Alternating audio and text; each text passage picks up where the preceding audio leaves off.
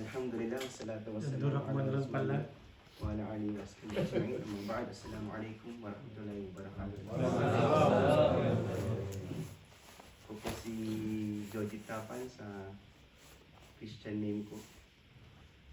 Niyakap ko ang Islam taong 2003 sa Pedro Hill, Manila. Sa patawagan ng Islamic Center, IIC, Islamic Information Center, kay Ustad Ahmad Abiyar.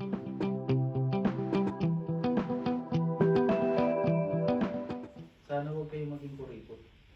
I-share ninyo sa inyong mga kasamahan na nandito. O pwede din sa family ninyo. Ha? Huwag kayong maging kuripot. Anyways, Bro Abdullah, pakilala po kayo.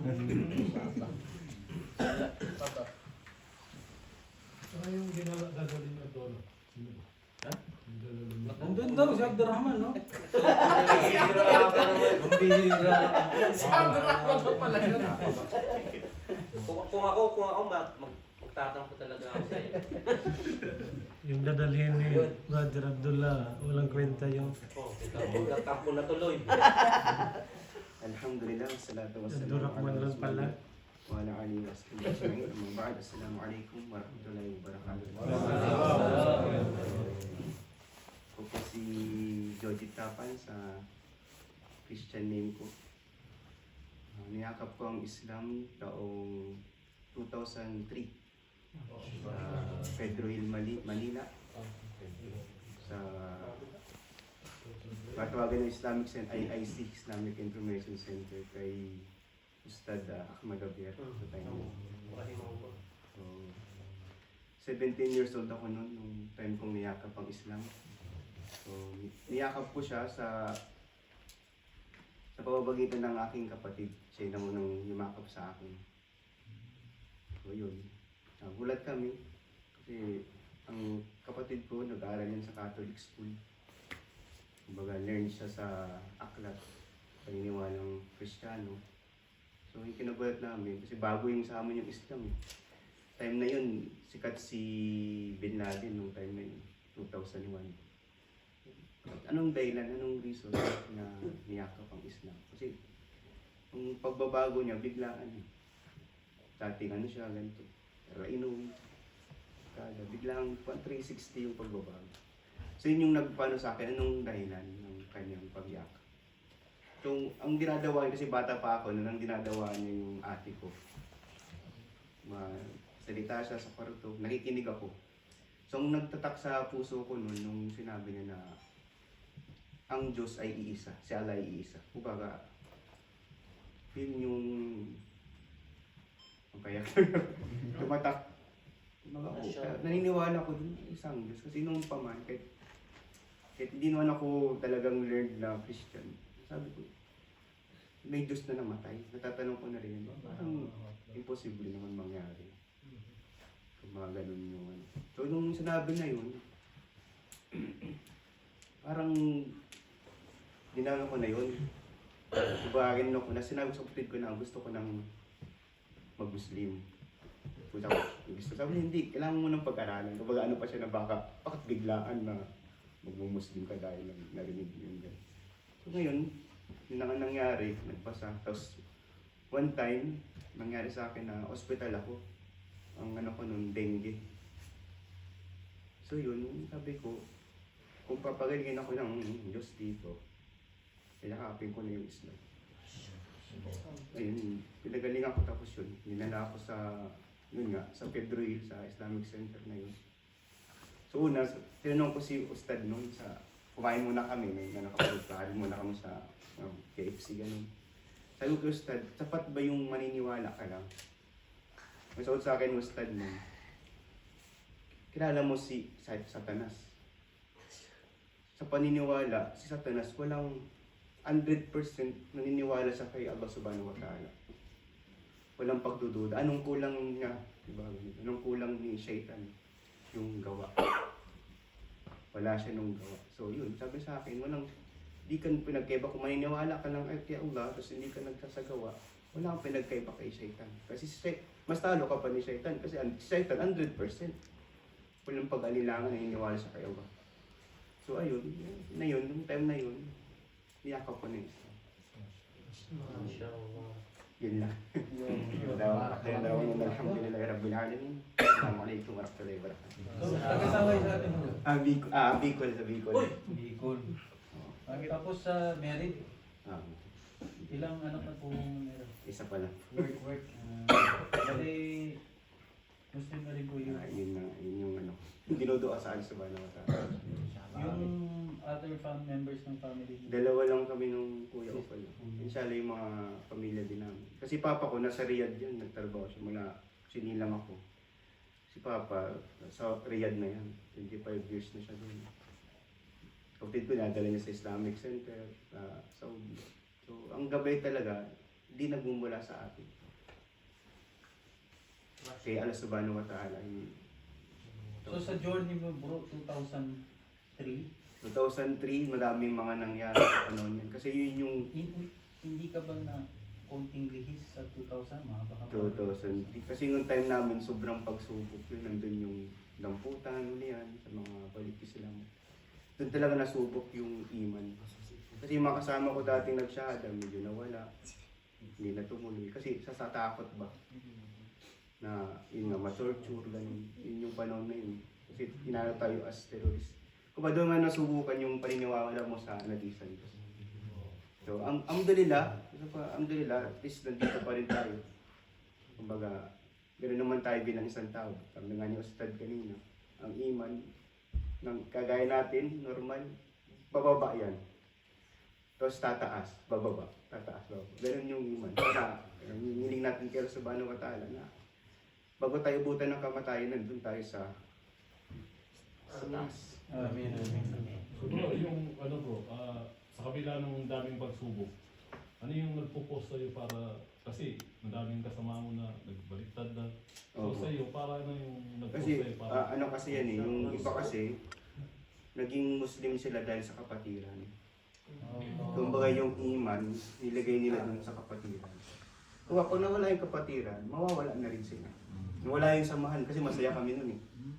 Bilang kumpanyon. So sabi ko, ang Islam, hindi dapat yan sa kapatid mo. Kasi yung tao, tayo-tayo, hindi tayo magkakasama habang buhay. Mag-isa ka lang talagang yung paninawalan mo kaya kung totoo talaga siya, mananatili ka doon. Hindi yung ilalagay natin yung iman sa kapatid natin. Kasi tao rin, nagkakamali niya. Nakikita kang mga pagkakamali. So itago mo na yung pagkakamali. Yun ang mainit. So yun, nabutan ko rin yung mga siraan ng kapatiran natin. Ako lagi ako nasa gitna. Kasi iniisip ko nun, may point sila pareho eh. Ang ano doon, ang uli, magkapatid pa rin sila sa paniniwala. Mashallah. So, yun talagang ano eh. Kaya talagang naano ko nun na hindi, ang mga Muslim, hindi para-pareho ng mga experience, knowledge, yung mga ano nila. So, iintindihin mo sa ayon sa ano, as Muslim sila, ituring mo silang kapatid.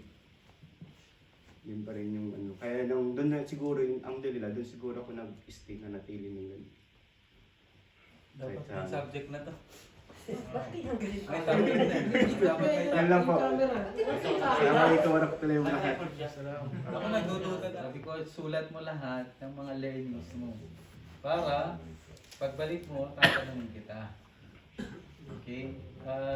Yung tanong na yan, para sa learnings natin in preparation. Tingnan mo talaga naman to.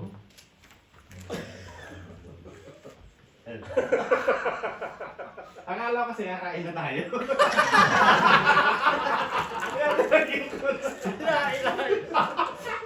Rumayos na mo kay Kuya Zia. Kuya Zia, ano ba to? Kuya Zia? Poesia, ano ba? Ano ba? Do we have the, ano yan? Tanong mo, do we have the... GM yan, GM. Ano tayo magawa? So, hopefully, inshallah, kung meron kayong katanungan na gusto niyo ano, after mag-share ni Bro Jamil ng mga learnings niya. No? Kung meron kayong extra na katanungan, please do so, ha? Bismillah. Sir, okay na tayo, sir? Teka lang. Lagay mo din. Galit yung mga Ako naman. Naisilat to na. Ay, sila nga po. Okay Sino lang, ba? okay lang. Kasi ba't yun, Kevin? Pahabayan natin sa mga question. Lo. Masarap ang kayo sa ganun. Ito. Sabi Ito. na ako babakasyon. Wala namang Hindi, magbabakasyon pa rin ako, pero hindi ako magsasabi. Online na. Hindi, actually, meron pa isa, si Abdurrahman. Parating lang yan. Yun. Oh, hindi pa nag-ano yan eh. Kasi hindi pa natin nakita ngayon. No? Anyways, si bro, inshallah, sa future, politician, kailangan niyang gawin to. Inshallah. Speaking, Ah. Bismillah, bro. Yun, Assalamualaikum warahmatullahi wabarakatuh. Tulad sinabi ni Ustad, bago ako umuwi, binigyan niya ako ng assignment, observation daw, tsaka learnings. So dahil doon lang naman din ako sa Maynila po, sa Bulacan and Novaliches. So unang-una ko kasi bukod dun sa Pilipinas mismo na traffic talaga. Traffic naman talaga. And yung ano ko po doon sa regard naman po sa Islamic kasi yung community ko is siguro 2% lang yung Muslim. Tapos may masjid po akong pinupuntahan doon na mga namumuno din po is Balik Islam. Nakilala ko sila. Before pa ako mag-Qatar, doon na po talaga ako nag-masjid. Tapos mga Balik Islam sila. Parang nanibago sila sa akin. Sabi nila, bago ka dito, ganyan. Ay, before, nagsasala talaga ako doon. Bilang nila ako napapansin siguro kasi nagsasala lang ako every Friday lang. Tapos, wala nang sunna. Kunwari, late pa ako ma-attend. Late pa ako pupunta doon. Tapos, right after nang matapos yung khutbah, alis na rin ako agad. So, napansin nila ako na medyo maaga ako doon sa masjid. Kaya nagkakaroon kami ng interaction po. So, yun, alhamdulillah po na kahit pa paano, yun yung nagbago sa akin. Simula nung nakilala. Pero, kulang po siguro sa experience, sa exposure, mga ganun po. Kumbaga, guidance po. Someone na mag-guide po talaga. MashaAllah, tabarakallah. Barakallah fiik, bro, Jamil. Inshallah. Meron pa kayong ibang question? Sir, yes. Bakit nababanggit yung politics kay Bro Jan? Hindi kasi meron siyang puso. Father niya, sa father niya, father side, parang ganun, politician yung linya na. Pero inshallah po. Susunod siya sa yapak. Depende pa kung may purpose. Lahat ng pagpasok natin ng politics, ng business, ng ano. So, another question, Bro Jamil. Habang nandito ka, sa palagay mo, ano yung pinaka-priority na dapat matutunan mo? Kasama na yung mga kasama mo dito. Para hindi ka madala sa mga challenges na nakita. Ayun, so bukod po sa yung patuloy na pag-aaral. Ayun, yung sa ngayon po, dahil yun nga, nakikita ko talaga na yung sa pamumuhay na bilang Muslim, ang mahirap po talaga mamuhay na bilang Muslim doon. Maraming challenges talaga. Yun, sa ngayon, personal po, na priority ko, makarating dito yung family ko sa ngayon. Po. So dahil gutom na siguro yung maramihan, ano? Ha? Meron pa kayong katanungan, bro? Hindi pa nakamatay. Ha? Hindi na. Hindi ko kasalita pa si Abdurrahman. Grabe naman yan. Ilan na, inshallah. May time din kasi magsasama-sama na tayo araw-araw. Sa Ramadan, inshallah, sa mga may kaya. At sa mga wala, hindi naman tayo obligado sa mga bagay na hindi natin kaya.